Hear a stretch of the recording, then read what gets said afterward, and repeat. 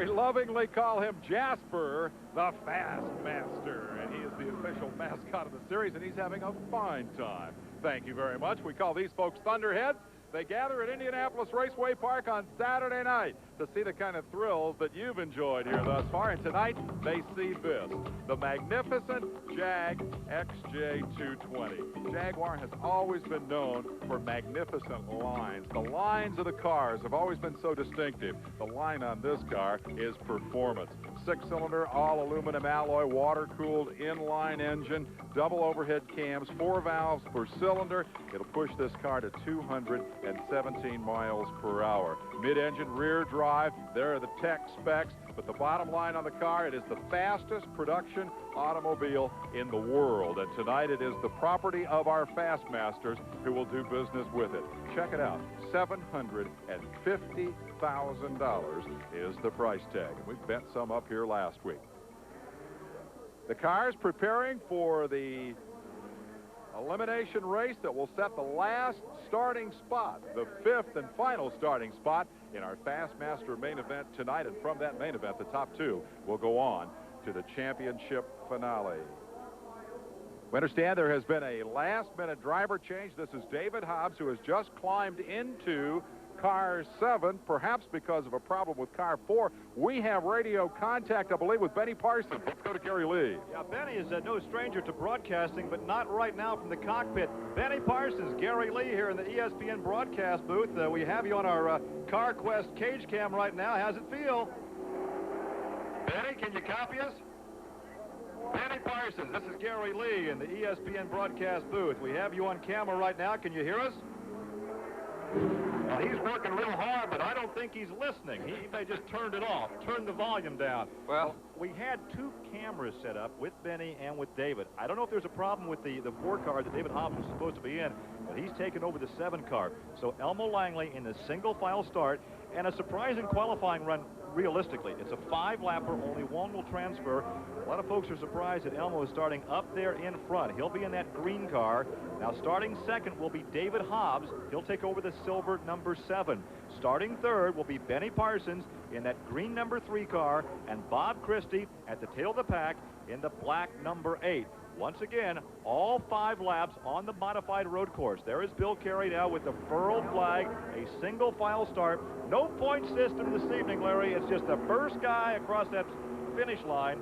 He's going to transfer to the main event. Well, you've got to believe that there's a lot of pride here. Ziggy's down there wishing that he was out there. Look at that. There's George. Well, he's old enough. He's going to be one of our Fastmasters this season. Well, he will be, not this year, maybe next, but he was ready to do it this year. We just had a little problem. But I tell you, there's a lot of pride at stake here. I mean, Hobbs and Benny and Langley, all these guys, Bob Christie, they all want to come here and do well. They know they're in this semi. They want to make that feature race. It ought to be very interesting. I just hope they don't get a little overexcited. 63-year-old Elmo Langley. He drives the pace car for all the NASCAR Winston Cup races, but he's back in competition tonight. They're looking on as Harry Gant. Gant surprised a few folks this evening in qualifying. And he sure is happy. He's not in this race, I can tell you that. Nobody wanted to be in what we call the hooligan. The last chance to semi. There is the green flag. Look at this move on the inside. David Hobbs trying to outbrake. Hang on. Oh, he couldn't get it done. Well, he almost sawed his nose off there, didn't he? Elmo Langley continues to lead, but here comes Hobbs again. Right behind Hobbs is Benny Parsons in that dark number 3. They upshift to second. Then the third gear down the backstretch the first time through that third, fourth corner. And look at Hobbs on the inside. David Hobbs out of Milwaukee, Wisconsin, the Honda dealer up there, side by side. He has to be very careful here because these cars tend to push.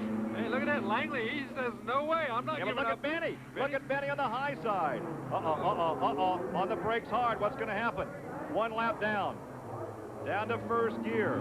Hard left-hander, hard on the brakes. Now a hard right-hander, and here comes Hobbs. He takes a look to the right side. A great shot from inside with Benny Parsons. Now Hobbs again looks to the low side coming off that corner, and they head down the backstretch. Seems to get a real good shot off that dog leg and get right up the side of Langley, but can't quite get around him going into that corner. And Langley just won't give up. He just keeps gassing it and Langley has the groove. Now remember, it was right there in that corner where Troy Ruttman got in trouble last week and spun and hit the wall. And here comes Benny on the high side. Almost identical thing. Here goes Hobbs on the inside. Does he make it sick? Yep, he does this time. Yeah, but look at Benny. Benny to the inside of Hobbs, to the inside of Langley. Hobbs out in front. Here comes Benny on the inside. Benny goes to second. Now it's going to be a shootout between David Hobbs in the silver 7 and Benny Parsons in that green number 3. That was nice. Once they got Langley hung out there, they both took advantage of it and went around him. It's going to be interesting to see now that if the 3 and 4 corner with maybe Hobbs or Parsons having the advantage. Oh, look at Parsons Benny. Hard on the brakes, negotiates the corner. Though 3 laps now complete. We ride on board with Benny. Yeah, Benny said yesterday, oh, he's right on his tail. He's caught right up with him. Benny's really working hard. He's getting right through. Really closed in through the road course, through the part of the track that we thought that a Hobbs and a Redmond would have the advantage, but Benny closed in. They're working on lap 4. Now remember, only a 5-lapper, and this is lap number 4. The white flag will be unfurled this time by. It's David Hobbs out in front. Benny seems to be getting off of 4 real good, but he's and he gains on him getting into this corner right here, this first left-hander. Oh, man. I think Hobbs is making that car as wide as he possibly can right now, and once again, about a half lap, a little over half lap to go. They come off that tight left-hander. You can see the brake lights that we've added this week. He can't be on the brake. That thing must be malfunctioning. He's not riding the brake.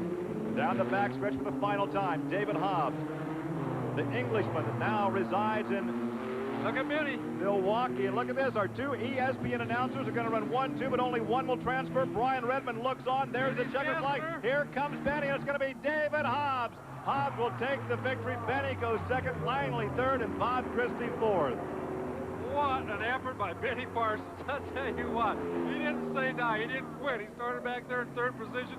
It was a tough road to get around Langley, but boy, once he got around him, he didn't let that road racing experience of Hobbs intimidate him. He went right after him and took him right yesterday said, I don't like the idea of Hobbs and Redmond having all that road racing experience. We can't do that kind of stuff. Well, he did pretty doggone well this evening. Yeah, he sure did. I don't think any of those guys in that race have a thing to be ashamed of. And what's most important, I think they all had a lot of fun. Now, is he going to head back to the buffet? Well, I don't know about that. I think he's going to come back and tell everybody how he would have done this if they just gave him one more lap. All right. Once again, here comes David Hobbs on the inside, the silver number 7, trying to outbrake Elmo Langley, going to that tight left-hander. There's that arrow off to the right that kind of shows them where they're supposed to turn. What a textbook pass. He took the inside of the racetrack array, and right here, Benny Parsons made a good move. He got inside him, but going around this right-hander, he's on the outside, and he's still. Oh, we're going to see him from another angle. All right, there's a move to the inside as David Hobbs takes the victory with that move right there. Going by on the inside, look at that, 2 abreast, the tightest part of the race course. Benny on the inside, Elmo on the outside. They don't even come close to touching. That was the nicest pass of the day. I'll tell you, that's tough to do on that short corner. All right, we've got a lot more action coming your way. What a great night for racing in Indianapolis. What a great crowd on hand as David Hobbs wins the Hooligan, and he goes on to the main event.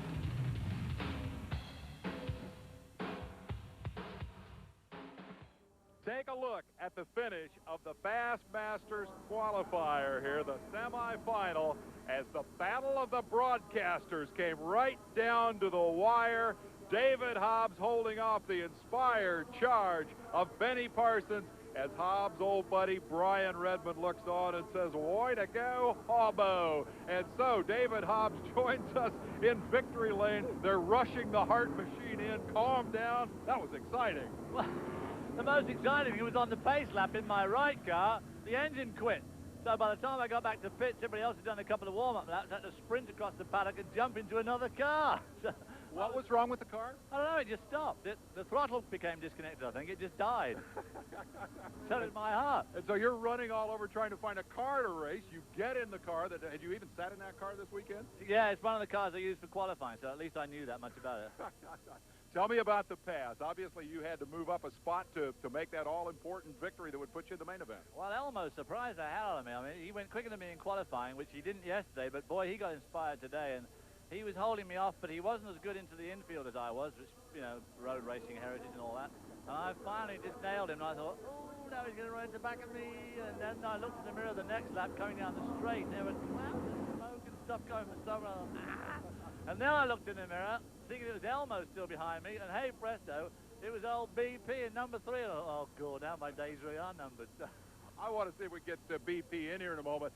Tell me about the oval down here. You're inside Langley a couple of times, and we thought, boy, that's where Rutman lost it. You guys were doorpost to doorpost. Any excitement there? Well, the engineer had made it very clear to me when we got here yesterday that this car's got a differential as opposed to a spool like these regular guys use. And he said, don't ever back out the throttle in a hurry because the diff breaks down and the car goes from push to loose. So I just made sure that all times I kept some power applied. But it was obvious, too, that I was never going to get past Elmo on the low line. Couldn't go as quick in the low line as I could in the high line, and I wasn't as quick in the high line as old BP. Yeah. Here, look at him. Look at him over here. Big frown on his face. Battle of the broadcast. I'm sorry. Go ahead. I lost. I mean, you aren't supposed to jump up and down and dance when you know, he can tell crack jokes and everything else. He won. Take a look at the action here, BP. You're coming after him to make the pass on Langley. I think this is where we see you go too wide. Well, this is where Hobbs gets inside Elmo, and I said, what the heck, I might as well follow him, which I did. Elmo and I went through the S's side by side. I really didn't think that would be possible, but watch. What's this, Hobbs? That's me on the outside, see? We go through. You knew that line was there, right? I'm spellbound because it's all muddy out there where other people had spun earlier on. See? And you stayed right in there. Well, I mean, I thought I could catch Hobbs. I really felt like up in the oval on 3 and 4 that I could make up some ground, which I did make up a little bit, but he moved up to my line, the dog. You always talk in the broadcast booth. I heard Gary Lee say it about how wide you can make that car on the last lap. He sure did it to you, didn't he? He did make it wide. Did a very good job. Hobbs, you did great up there in 3 and 4. Instead of with you like we did in 1976 for our great triumph at Daytona. 10 out of 11 finishes. The smile is back on Parsons' face because ultimately they have both won. Gentlemen, your colleagues in the broadcast truck are very, very proud of both of you. We will add our congratulations on a great run. Hobbs wins it, Parsons second. You guys are still our heroes. Way to go. Thank you very much, Dave. It's great fun to be here at the Fastmasters. I think it's a great conceptual idea. It's something I've always, well, not always want to do, but since I've turned 50, I think it's a great idea. But I don't think we need people like Harry Ganton it next time. You got one more to go, don't you? Remember, the big prize is $100 grand. He's thinking about that. We're about a lap away from green from the Silver Crown action. That wraps it up here from Victory Lane in the Battle of the Broadcasters. Gary and Larry.